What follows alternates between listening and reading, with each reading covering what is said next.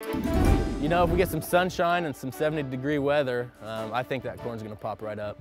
Cold and wet conditions have put planting behind schedule for the majority of Iowa farmers. But that's not quite the case locally, especially for one family farm. CRI reporter John Hoffman brings us this report from just a few miles southeast of Oskaloosa. So far this season, it's been pretty cold and wet. I'm still wearing my stocking hat. 33-year-old Mark Boonder and the Boonder family are making the most of this year's weather. We've been plodding along. You know, earlier we were able to get in the fields a little bit and get a lot of our fertilizer on, some anhydrous, and we're able to get a little bit of corn in the ground. By comparison to the rest of the state, the Boonders are way ahead of the game. We've probably got 50% of our corn in the ground.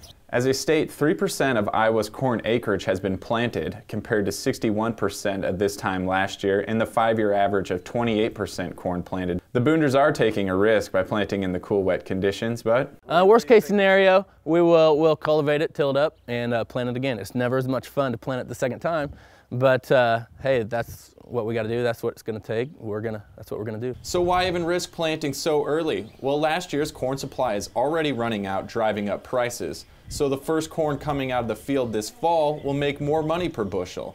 Corn harvested earlier this year, say late September, may even bring record high prices for farmers. But for now, Mark has faith in the weather and the family will have a crop in the fall. As far as being worried about it and anxious about it, that's really not on my radar right now, because when it does dry up, we'll put the crop in the ground and see what it does, and wait till the September, October, see what happens.